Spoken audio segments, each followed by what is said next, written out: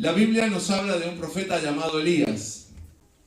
Este profeta llamado Elías fue usado en muchas maneras por Dios, pero específicamente en el capítulo 17 y capítulo 18 hasta el 19, vemos que él está enfrentado a un rey, que era un rey perverso. Este rey se llamaba Acab.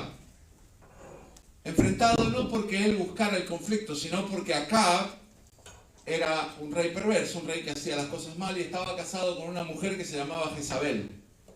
Jezabel es conocida por ser una mujer perversa, una mujer criminal, una mujer idólatra, y esta mujer influenciaba a este rey Acab de una manera que no podríamos decir de otra manera más que control. Entonces, resulta ser que por causa del pecado que había llegado a causa de Jezabel y Acab, Dios toma la decisión de traer una sequía sobre la nación, una sequía que duró entre 3 años y 3 años y medio. Y cuando trae esta sequía, lo trae por palabra profética de parte de Dios a través de Elías, y Elías tiene que sufrir en cierta medida la palabra que él mismo está dando. ¿Por qué? Porque como vamos a ver ahora, el Señor le dice que profetice y luego le dice que se esconda. ¿Por qué se tenía que esconder? Porque la mujer llamada Jezabel era una criminal y mataba a los profetas. Directamente no negociaba, los mataba, porque ella tenía el culto a una diosa que se llamaba Acera. Cuenta la Biblia que tenía 450 falsos profetas sirviéndole a Acera y sirviendo bajo la venia de Jezabel. Y había otros eran 400 de Acera y 450 profetas de Baal, que era un dios cananeo en el cual permitía el rey Acab también. Bajo toda esta situación, el Señor se cansa de toda esta maldad y de todo el pueblo que se ha ido de su adoración al Dios verdadero, y decide que va a traer una sequía. Trae una sequía tal que no crece hierba para alimentar a los animales y los animales comienzan a morir. Y en una sociedad con una economía tan elemental, usted sabe, en aquella época existía el comercio de madera y de muchas cosas que usted puede ver, como pasó en el tiempo de Salomón. Pero en realidad la gente, aunque comerciaba muchas cosas, esas cosas no se podían comer, ¿verdad? Usted no puede comerse el oro, la madera, comerse esas cosas. Entonces eso pasa a ser un poco más irrelevante. Las hambrunas, en los tiempos bíblicos, eran no muy frecuentes, pero sí sucedían. Nosotros podemos encontrar la que pasó en Egipto, ¿se acuerda? Con José, que José predijo entonces por el sueño de las vacas flacas, vacas gordas. Dios exalta a José porque le hace construir graneros al faraón. Entonces hay varias oportunidades que Dios usó estas situaciones para llamar la atención de la gente y para poner a su pueblo donde Él quería ponerlo. Conociendo ya un poco todo este contexto, quiero que me acompañe, por favor, si ahora a Primera de Reyes vamos a leer el capítulo 17, luego vamos a saltar algunos versículos de los siguientes capítulos. Y dice así en el verso 1 del capítulo 17. Entonces Elías Tisbita, que era de los moradores de Galaad, dijo a Acab: vive Jehová, Dios de Israel, en cuya presencia estoy, que no habrá lluvia ni rocío en estos años, sino por mi palabra. Y vino a él palabra de Jehová, diciendo: apártate de aquí, vuélvete al oriente y escóndete en el arroyo de Querit, que está frente al Jordán. Beberás del arroyo, y yo he mandado a los cuervos que te den allí de comer. Y él fue e hizo conforme a la palabra de Jehová, pues se fue y vivió junto al arroyo de Querit, que está frente al Jordán. Y los cuervos le traían pan y carne por la mañana, pan y carne por la tarde, y bebía del arroyo. Pasados algunos días, recuerde, la sequía duró años, y acá está hablando de días. Pasados algunos días, se secó el arroyo porque no había llovido sobre la tierra. Vino luego a él palabra de Jehová diciendo: levántate y vete a Sarepta de Sidón, allí mora allí. He aquí yo he dado orden allí a una viuda que te sustente. Entonces él se levantó, se fue a Sarepta, y cuando llegó a la puerta de la ciudad, he aquí una mujer viuda que estaba allí recogiendo leña, y él la llamó y le dijo: te ruego que me traigas un poco de agua en un vaso para que beba. Y yendo ella para traérsela, él la volvió a llamar y le dijo: te ruego me traigas también un bocado de pan en tu mano. Y ella respondió: vive Jehová tu Dios, que no tengo pan cocido, solamente un puñado de harina tengo en la tinaja y un poco de aceite en una vasija. Y ahora recogía 2 leños para entrar y prepararlo para mí y para mi hijo, para que lo comamos y nos dejemos morir. Elías le dijo, no tengas temor, veas como has dicho, pero hazme a mí primero de ello una pequeña torta cocida debajo de la ceniza y tráemela, después harás para ti y para tu hijo. Porque Jehová Dios de Israel ha dicho sí, la harina de la tinaja no escaseará, ni el aceite de la vasija disminuirá, hasta el día que Jehová haga llover sobre la faz de la tierra. Entonces ella fue e hizo como le había dicho, como dijo Elías, y comió él y ella y su casa muchos días. Y la harina de la tinaja no escaseó, ni el aceite de la vasija menguó, conforme a la palabra de Jehová había dicho por Elías. Después de estas cosas aconteció que cayó enfermo el hijo de la ama de casa, y la enfermedad fue tan grave que no quedó en el aliento. Y ella dijo a Elías, ¿qué tengo yo contigo, varón de Dios? ¿Has venido a mí para traer a mi memoria mis iniquidades y para hacer morir a mi hijo? Él le dijo, dame acá tu hijo. Entonces él lo tomó en su regazo, lo llevó al aposento donde él estaba y lo puso sobre la cama. Y clamando a Jehová, dijo, Jehová Dios mío, aún a la viuda en cuya casa estoy hospedado has afligido haciendo morir su hijo. Y se tendió sobre el niño 3 veces y clamó y dijo, Jehová Dios mío, te ruego, hagas volver el alma del niño a él. Y Jehová oyó la voz de Elías y el alma del niño volvió a él y revivió. Tomando luego Elías al niño, lo trajo al aposento, a la casa y lo dio a su madre y le dijo, Elías, mira, tu hijo vive. Entonces la mujer dijo a Elías, ahora conozco que tú eres varón de Dios y que la palabra de Jehová es verdad en tu boca. Pasados muchos días vino palabra de Jehová a Elías en el 3er año, diciendo, ve y muéstrate acá y yo haré llover sobre la tierra. Vamos a leer hasta ahí, luego vamos a leer unos pasajes más. Mis hermanos, el profeta se encuentra viviendo en una nación impía y sucede que en medio de toda esa impiedad Dios toma la decisión de terminar con la impiedad y dice, Elías, tú me vas a servir para resolver este asunto. Y vas a ir y vas a profetizar que no va a llover, pero te vas a esconder. Y cuando te escondas en ese escondite, yo me voy a encargar que no te falte comida. Y en lugar de mandar a alguien, voy a usar unas aves que normalmente no usaría o no pensaría uno que debería haber usado, porque el cuervo se asocia más con la muerte que con la vida. Normalmente cuando vemos la vida asociamos con la paloma. Sin embargo, le da una idea bastante contraria a lo que uno podría tener, pero él la toma, obedece y se va. Pasados unos días, este hombre comienza a sufrir la consecuencia de su propia profecía. Y usted sabe lo que había dicho él, que no iba a llover si no era por su palabra. Y acá tenemos una cosa bien importante que tenemos que ver. Un verdadero siervo de Dios, una verdadera sierva de Dios, no va a usar los dones, los talentos y las habilidades que tenga para beneficio propio cuando le hagan falta. Él estaba padeciendo necesidad. El arroyo se había secado. Él podría haber dicho que llueva y se acababa el asunto.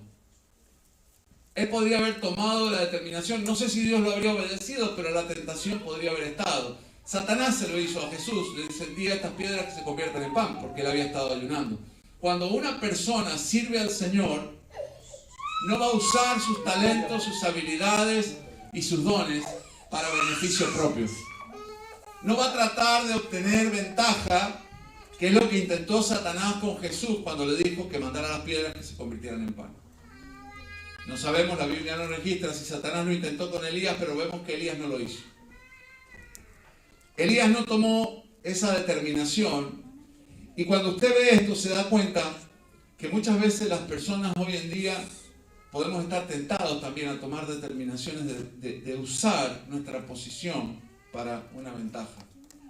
Por eso cuando un cristiano ocupa una posición pública, una posición en eminencia, o ocupas un cargo en algún lugar, o tienes acceso a ciertos privilegios, una de las cosas que Dios espera de ti es que nunca uses tu posición para beneficiarte.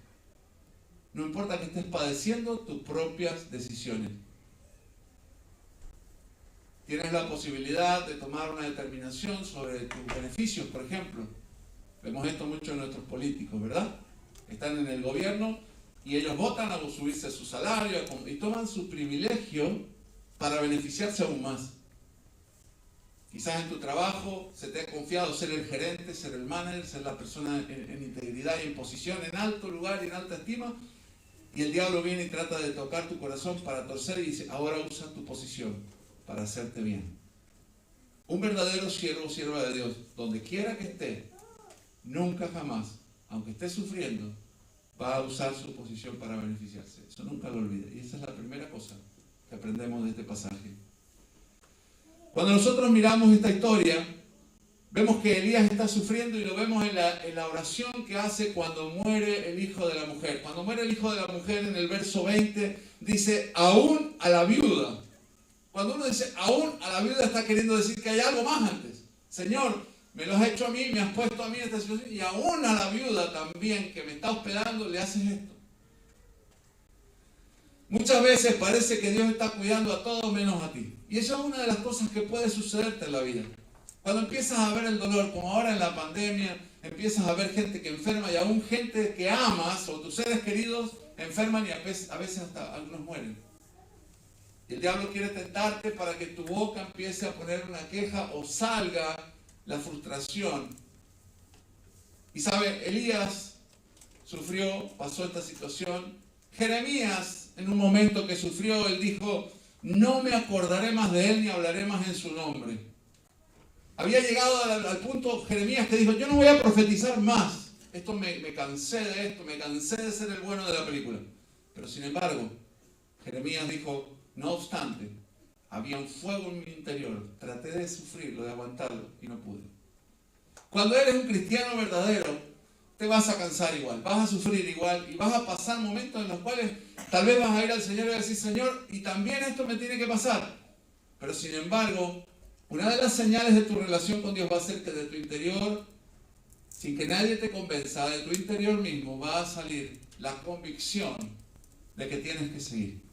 La convicción de que Dios no es malo y que hay algo que no entiendes y que no lo entiendas no hace a Dios malo. Hasta el momento de la oración, el niño estaba muerto. Ahora, después de la oración, Elías podía decir ahora en su historial, Dios me usó también para resucitar a una persona. Pero para poderla resucitar tuvo que tener la experiencia de tenerla en brazos muerta. Y para poder dar la gloria a Dios en tu vida hay muchos momentos en los cuales vas a pasar situaciones. Primeramente, pasó sed. Porque lo primero que le pide a la viuda cuando la ve es agua. El arroyo se había secado. No creo que el arroyo estaba a la vuelta de la casa de la viuda, así que me imagino que se pasó un buen rato sin tomar agua. Cuando la ve, lo primero que dice, dame agua. Él había estado sufriendo. Llega al lugar y se encuentra con que la mujer que le ha dado que le sustente, Dios, es una viuda. Y eso es totalmente ilógico, porque las viudas, si usted lee Hechos capítulo 6, en el Nuevo Testamento, la sostenía la iglesia. Si usted lee, por ejemplo, el libro de Ruth, se va a dar cuenta los problemas que pasaban las viudas. Las viudas eran desamparadas. Si no tenían un esposo, si no tenían hijos que las sustentaran, la sociedad no las cuidaba. Usted dice, ¿por qué? No lo sé, pero eso era lo que pasaba. Y en medio de una hambruna, donde las personas sacan a relucir el mayor de sus egoísmos, porque cuando hay hambruna, empiezan cada quien a correr por su propio cuello, la mujer tenía doble problema. El problema social, donde desamparaban las viudas, y el problema económico o de alimentos. Estaba en medio de una doble situación la mujer. Y en eso la mujer podría decirle al Señor, porque dice el pasaje que Dios habló con la mujer, le dice, a una mujer le ha dado orden que te sustente. La mujer tenía una poca de harina y un poco de aceite y podría haberle dicho, Señor, me parece que te equivocaste.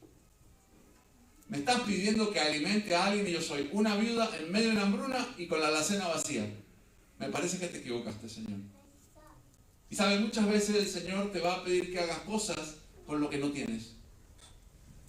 No tienes condiciones, no tienes posición social y además de eso no tienes condiciones económicas. Y sin embargo Dios te está pidiendo que hagas algo. Y eso es necesariamente una etapa en donde muchos de nosotros podemos identificarnos y decir, ¿sabe? Yo ya pasé por ahí, o ¿sabe? Ya he visto a alguien que ha pasado por ahí. Que Dios lo levanta para hacer una tarea, como Moisés, lo pone para liderar a 2 millones de personas y el hombre es tartamudo. Imagínate, contratarías a un orador para que guíe y dé la ley y hable de los preceptos que van a guiar a la nación y el hombre es tartamudo. Justamente el más descalificado, podríamos decir. A Dios le encanta agarrar a las personas y usarlos con lo que no tienen, porque Él quiere mostrar su gloria. Es muy fácil hacer las cosas bien y notablemente cuando tenemos todos los recursos. Pero lo interesante de esto es que Dios agarró a alguien que no tenía ningún recurso. Y esta mujer que no tenía ningún recurso, ahora se siente protegida porque Dios pone un hombre en su casa, y no es porque los hombres seamos la respuesta, simplemente porque ella estaba sola. No le da un esposo, le da un siervo de Dios que quede en su casa.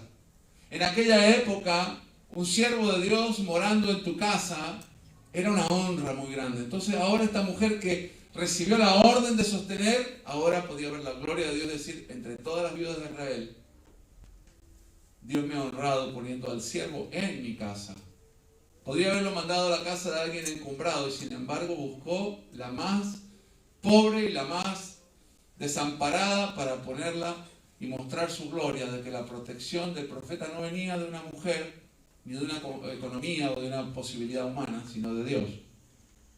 Y cuando todo parece que está bien, y esto es otra característica importante en la vida, cuando parece que todos tus problemas se acabaron, cuando dices, bueno, ya pasé toda la hambre, ya pasé el arroyo que no venía agua, ya pasé toda la dificultad, antes me tenía que esconder en el arroyo, ahora me escondió el Señor en una casa, tengo una cama, tengo un aposento, todo está color de rosa, estamos bien, ahora se muere el niño, Señor, ¿qué tienes conmigo? ¿Qué te he hecho?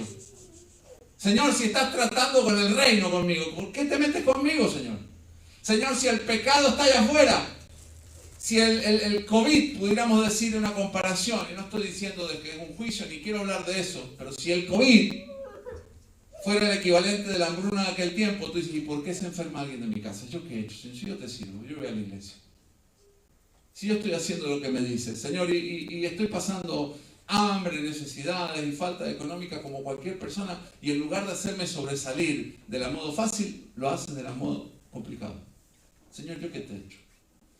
Y esas son las palabras que encontramos en la mujer que estaba desamparada, la mujer que pensaba que iba a morir, decía, vamos a preparar algo de comer y ya después en esta hambruna no hay más nada, así que nos vamos a morir. Encuentra la esperanza, y cuando tiene todo delante de sí, porque el profeta está ahí y ve que no escasea la harina, se muere su hijo y la mujer expresa su frustración y dice, ¿qué tengo yo contigo, varón de Dios? ¿Qué me has hecho? ¿Por qué me matas al hijo? La mujer identificó que el problema venía de parte de Dios. Y esta es otra cosa que le pasa a muchas personas y que quizás te ha pasado. Cuando te pasa algo en la vida, Dios no es el culpable. Pero muchas veces la gente se enoja con Dios. Se enoja con la iglesia, se enoja con los siervos de Dios y lo toma personal, cuando en el fondo Dios estaba mostrando su gloria. Y así como la muerte de Lázaro no fue para muerte, sino para la gloria de Dios, la enfermedad del ciego que hablábamos días pasados, que estaba simplemente haciendo lo que hacían todos los ciegos, y Jesús apareció y le sanó, y le preguntaron a Jesús, ¿y quién pecó? ¿Él o sus padres? No, ninguno. Vamos a mostrar la gloria de Dios acá. Hay cosas en tu vida que van a pasar. Hay situaciones que han pasado que ya las conoces, pero algunas van a pasar que no las entiendes y probablemente no las vas a entender, pero que al fin del día van a mostrar la gloria de Dios en tu vida. Y tenemos que tener la sensibilidad para poder tratar de esperar y ver cómo Dios obra y qué es lo que tiene planeado. El saber esperar es una dificultad para el ser humano. Si usted lee la Biblia, en los Salmos dice que sean conocidas tus peticiones, que clames al Señor, que expongas lo que necesitas, pero también dice que guardes silencio. Y guardar silencio cuando las cosas están mal es la parte difícil, porque es ahí donde fallamos. Y aquí esta mujer no pudo guardar silencio y Elías no guardó silencio. Pero sin embargo Dios tuvo paciencia, y el mensaje para ustedes es que Dios te tiene paciencia porque Él entiende cuando sufre. Él entiende cuando te quejas porque te duele. Él entiende cuando te quejas porque no comprendes. Él entiende cuando levantas la mirada al cielo y estás tratando de buscar a alguien responsable porque entiendes que las cosas están más allá de tu responsabilidad y de tu fuerza. Y en el amor, Dios te ama, te perdona y te da una respuesta. Y aún después de eso, Dios no le reclama ni le dice nada. Y todo lo que nosotros vemos que pasó terminó siendo motivo de celebración y la mujer ahora era una mujer de más fe. Todas las tribulaciones de tu vida van a traer más fe. Pero te prometo que todas las tribulaciones van a tener una etapa probablemente en donde vas a sentir que fallaste. Como puede haber sentido Elías, como puede haber sentido la mujer. Siento que fallé, Dios quería hacer algo y no me di cuenta. Pero aún en esa conciencia también traes madurez a tu vida. Porque tal vez en la primera y en la segunda te quejes, pero en la tercera tal vez vas a guardar silencio. Y el aprender a guardar silencio en medio de las pruebas es algo que no te lo puede enseñar nadie, tienes que vivirlo. Tienes que vivirlo. No hay nadie que te lo pueda enseñar. Yo te lo puedo decir, la Biblia te lo dice, pero lo tienes que aprender por tu propio caminar. Porque es algo de la piel para adentro, eso solamente Dios puede hacerlo. El pensar, parece que Dios cuida a todos menos a mí. Creo que muchas personas lo han pensado. A ver, ¿cuántos de los que están aquí pueden levantar la mano y decir, yo una vez pensé algo así? A ver, ¿quién puede levantar la mano? Decir, a ver, amén, amén. Claro, todos pueden haber pensado y es normal. Lo importante es no quedarse ahí.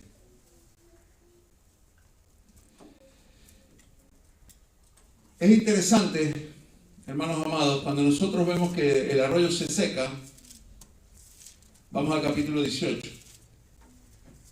Entonces Dios le dijo, ahora, después de 3 años, ahora ven, muéstrate acá. ¿Te está diciendo, se acabaron tus problemas? No, te está diciendo, empiezan más problemas. Se acabó el problema del arroyo, se acabó el problema del hambre, se acabó el problema del agua, se acabó el problema del niño que se murió, y cuando todo parece que está bien, ahora viene el Señor de nuevo y dice, y ahora te vas a ver acá. Señor, ese rey está loco. Ese rey mata a cualquiera. Y mire lo que pasa.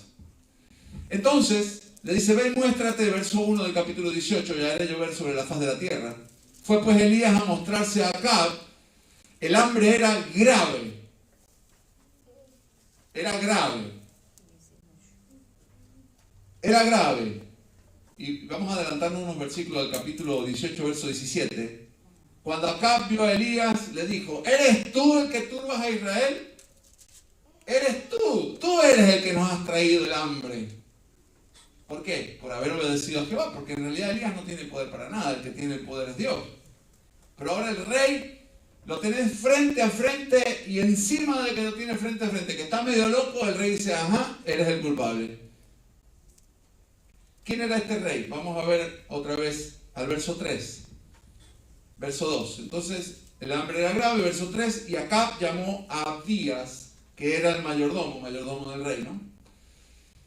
Abdías era en gran manera temeroso de Jehová, o sea, el que estaba al lado de administrador, de servidor y haciendo las veces quizás de secretario, era un hombre de Dios, pero estaba en el reino. Usted dice, pero ¿y cómo un hombre de Dios está con un hombre perverso? Bueno, recuerden que en aquel tiempo los hombres no escogían sus posiciones, los reyes lo escogían. O sea, tú vas a trabajar acá, no me digas que no, porque te mueres. ¿Entiendes, verdad? O sea, ahí no era que renuncio, que me voy, que cambié de trabajo, jefe, me voy. No, te mueres. O sea, ahí estaba Abdías, frente a un perverso, y ahora Abdías se encuentra metido en todo el proceso de lo que Dios está haciendo, y acá encontramos a otro que no estaba haciendo nada malo y que vuelve a sentirse como se sintió la viuda y como se sintió Elías. Y llamó a Abdías, su mayordomo. Abdías era en gran manera temeroso de Dios, porque cuando Jezabel destruía a los profetas de Jehová, Abdías tomó a 100 y los escondió de 50 en 50 en cuevas y los sustentó con pan y agua. Abdías era el cuervo que Dios había usado. Y acá viene otra cosa importante. Tengo a Abdías que escondió a 50. Abdías, ¿por qué escondiste a 100 y me dejaste afuera de la lista? Yo tuve que vivir en un arroyo, ya me traían unos cuervos, y los cuervos me traían pan y me traían carne, pero no me trajeron más agua, porque el agua la traía el arroyo. Podría haber venido el reclamo entre hermanos, entre consiervos, entre personas que están delante del Señor en distintas posiciones. Pero sin embargo, por alguna razón, Dios prefirió tratar directamente con Elías, y a los otros 100 se los encomienda a Abdías. Abdías tenía que esconder 100 profetas que su jefa lo estaba tratando de matar. Imagínate la tensión de estar ahí y estar frente a una asesina, porque esta mujer era una asesina, con todas las letras, una criminal, una persona que hoy en día calificaría para genocida. No era un asesino normal, era un genocida de esa mujer. Y él paradito ahí, imagínate la tensión. Dice la escritura que cuando vino la sequía, el rey lo mandó a Abdías a recorrer la tierra a ver si había pasto en algún lado para el ganado. O sea que era un hombre al que le encomendaban tareas, y no me extrañaría que le hubieran encargado: Abdías, ve, búscame donde hay profetas para que los vaya y los mate. Y Abdías los esconde. Señor, ¿por qué me pones en esta situación? Yo no quiero trabajar para este impío y encima, Señor, me estás poniendo bajo la tensión de que cada día mi cabeza está bajo la espada. Señor, ¿qué tienes conmigo? Cada vez que el Señor quiere hacer algo, uno puede llegar a esa conclusión. Pero ¿sabe? Cuando miras con los ojos del Espíritu, si ese Abdías no hubiera estado donde estaba, 100 personas habrían muerto. Y aquí hay otra cosa importante. Muchas cosas en tu vida tal vez no son las que te convienen a ti, pero son las que Dios está usando para que le convengan a otros. Tal vez lo que estás viviendo y lo que estás sufriendo y las tensiones y los riesgos no te benefician mucho, pero sí benefician a otros. Y sabe, la Biblia nos enseña que el amar no es buscar lo que le conviene a uno.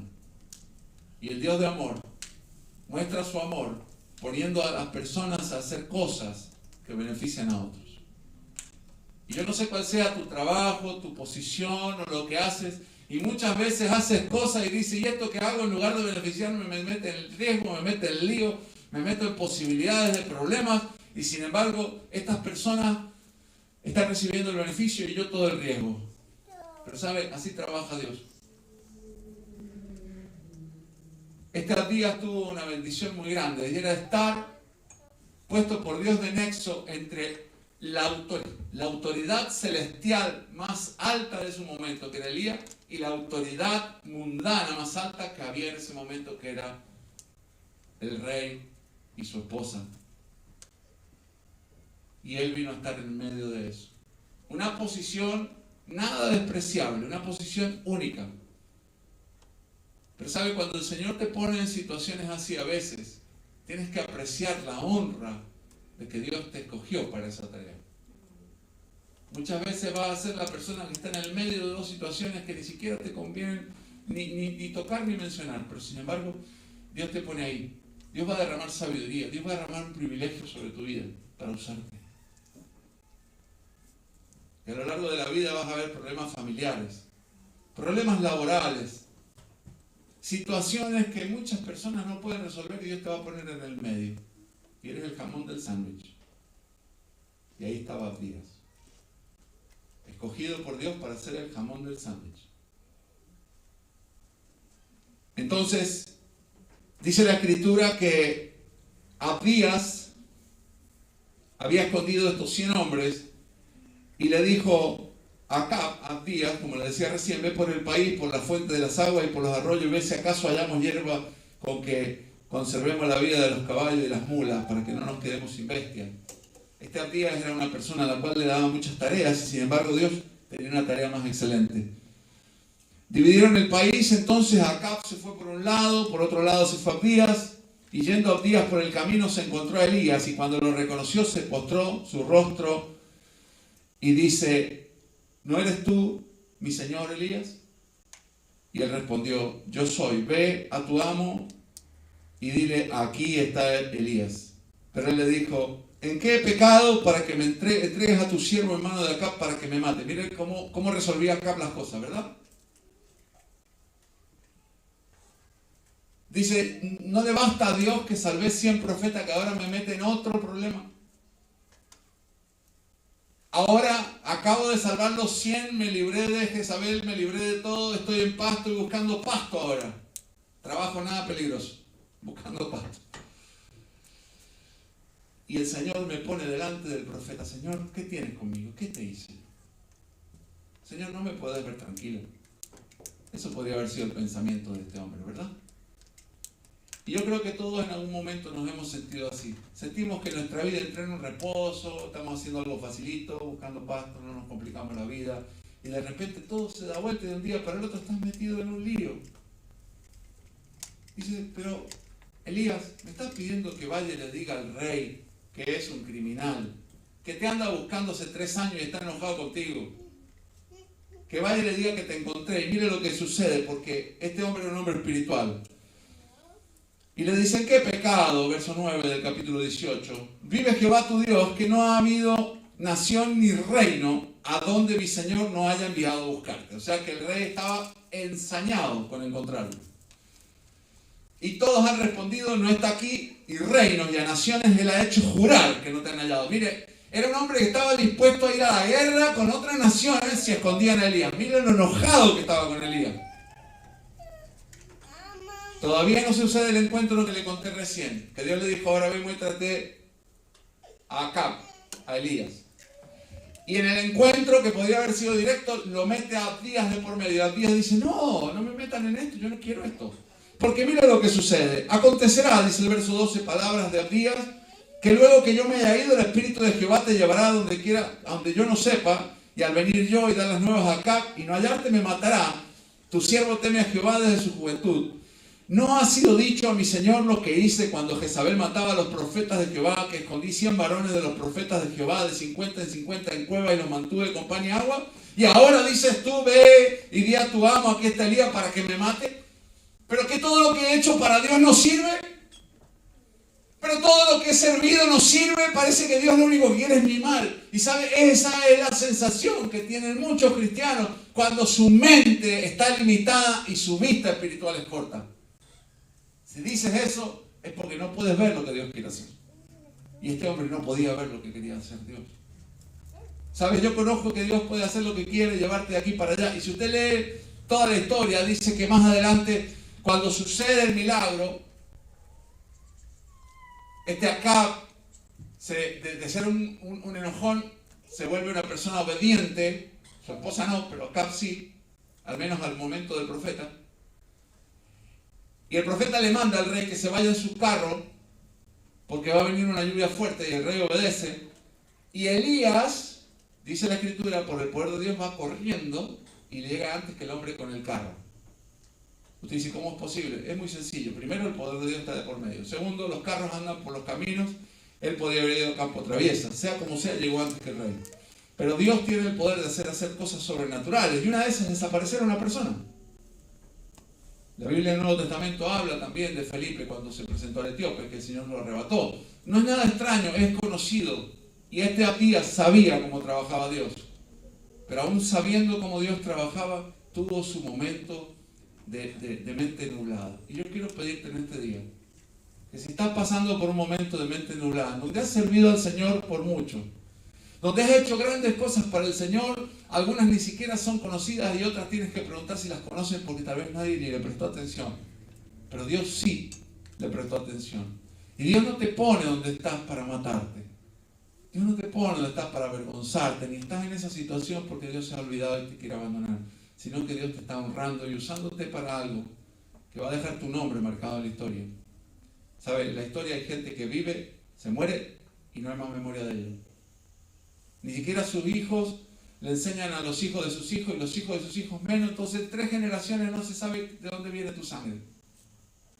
Yo miro 4 generaciones para atrás, no sé quién fueron mis abuelos de mis abuelos. Su nombre se borró. Y probablemente usted me puede decir lo mismo. No sé cómo se llamaban los abuelos de mis abuelos, se borró su nombre. Pero hay otros que por generaciones sus nombres son recordados y Abdías es uno de ellos. Hasta el día de hoy nosotros podemos decir quién fue Abdías. Pero para que Abdías quedara marcado en la historia, tuvo que pasar su momento de detención. Recuerda, el éxito, lo digo siempre, no es una donación. ¿Amén? Si usted quiere que le vaya bien en la vida, no espere donaciones. El éxito no es una donación, es una conquista. ¿Amén? Lo único gratis bajo este cielo es la salvación. Por todo lo demás tienes que trabajar. Todo lo que quieras que Dios te dé. La gente dice, ay, pero ¿dónde está el Dios de Elías? Porque no hay Elías. Ay, pero yo quiero tener el poder de Elías. Sí, pero tienes que tener lo que le pasó a Elías también. Elías tuvo que pasar momentos bien feos como este.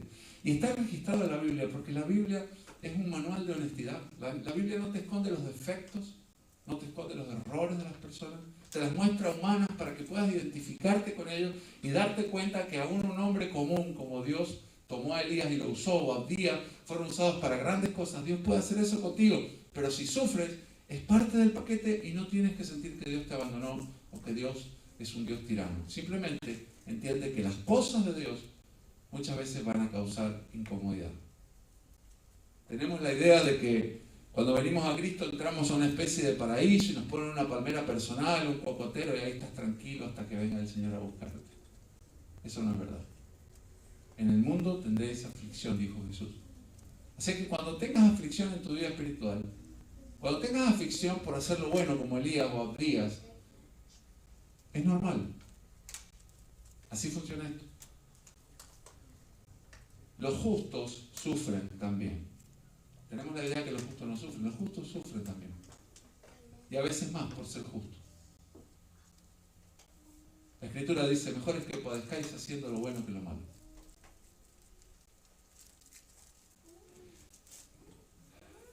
Otra cosa interesante que sucedió, seguimos adelante con este encuentro. Entonces, Elías le promete a Abdías que no va a haber problema, que vaya. Elías se encuentra con Acab, como ya le dije recién. Y Acab ahora se encuentra con Elías y mire lo que le dice Elías en el verso 18. Verso 17, Acab le dijo a Elías, ¿eres tú el que turbas a Israel? Y mire lo que dice Elías a un criminal, aprendiz de genocida, casado con una genocida, frente a frente, donde nadie lo puede defender, estando solo. Dios está con él, pero estando solo. Abdías está presente probablemente, viendo el cuadro. El rey está que echa espuma, está enojado. El hombre que buscó por todas las naciones y que agarró a reyes y le dijo, más vale que me digas que lo tienes o te va a ir mal. No, te prometo, júrame que no lo tienes. Ese nivel de enojo, ese nivel de bronca, ahora están solos. Y Elías lo mira y le dice, yo no he turbado a Israel, sino tú y la casa de tu padre, dejando los mandamientos de Jehová y yendo a los Baales. Le dice, ahora toda esta hambruna que me echas la culpa, todo esto que está pasando es culpa tuya. Y sabe, cuando una persona es puesta por Dios para levantarse y declarar el pecado, muchas veces va a tener riesgo. Ese fue el momento de más riesgo de Elías, porque el rey podría haber dicho, no me importa lo que dices, y haberle dicho al mismo Acab, haberle dicho a Abdías, mátalo. Qué condición, qué posición, qué situación, ¿verdad? El rey normalmente no andaba solo. Así que si el rey andaba recorriendo, probablemente traía soldados con él. No sé cuál fue el cuadro, la Biblia no lo cuenta, pero sí le puedo decir que la tensión se debe haber cortado en el aire. ¿Cuántos momentos en la vida vas a enfrentar en donde vas a estar rodeado de personas que tienen todo el poder para hacerte daño y vas a tener que decir que algo está mal? Conviértanse ellos a vosotros y no vosotros a ellos. Si quieres ser una mujer o un hombre de Dios con todas las letras, prepárate para decir que algo está mal delante de quien sea. Tienes que aprender que eso es parte de la vida cristiana. Cuando los discípulos los azotaban, los golpeaban, los echaban a la cárcel, le decían, ya no hablen de Jesús, él decía, no podemos dejar de decir lo que hemos visto y oído. Decir lo que Dios dice que digas te va a poner en riesgo. Decir lo que Dios dice que digas va a hacer que la gente no esté contenta contigo. Y probablemente puede acarrearte alguna pérdida, pero también te va a acarrear una ganancia. Dice la historia que ahora el Señor le pone a Elías otra cosa. Y mire cómo Elías va de desafío en desafío, de problema en problema. Cuando ya pareciera que las cosas no se pueden poner peor, Elías abre la boca y le dice, mira lo que vamos a hacer. Agárrate los 450 profetas de Acera y los 400 de Baal. Danos un becerro a cada uno, que cada quien escoja, que escojan ellos primero. Y vamos a hacer un sacrificio. Y cuando venga el sacrificio, que lo hagan ellos primero. Y dice que estuvieron los profetas gritando y sacándose como hacían hasta quedar cubiertos de sangre y haciendo todo su ritual pidiendo que bajara fuego del cielo y consumiera la ofrenda para comprobar cuál era el Dios y cuál no lo era. Y entonces la Biblia nos dice que estuvieron todo el tiempo intentando y nada pasó hasta que llegó el turno de Elías. Elías acomodó 12 piedras del altar, reconstituyéndolo, representando a la nación de Israel que estaba desarmada como el altar. Pone el becerro, pone la leña, pone grano, hace una zanja, pone grano, y luego les dice, hagan una cosa más, traigan agua y mojen el altar, la ofrenda, la leña, mojenlo todo. O sea, estamos tratando de hacer que llueva fuego del cielo y queme la leña, pues cuando la moja se pone más difícil, ¿verdad? Él dice, mójenla. Cuando le echaron esos 4 primeros cántaros, dice, ahora háganlo de nuevo. Y cuando terminaron la segunda, échenle otra vez. Le echaron un total de 12 cántaros al punto que se inundó la zanja donde estaba el cereal, se mojó la leña, se mojó la ofrenda. Elías ora y desciende fuego del cielo y consume todo lo que había ahí. Ahora Elías le dice a la gente, agarren a los profetas estos, los llevan a un río que se llama Sison, que seguramente estaba vacío porque no llovía, y los matan.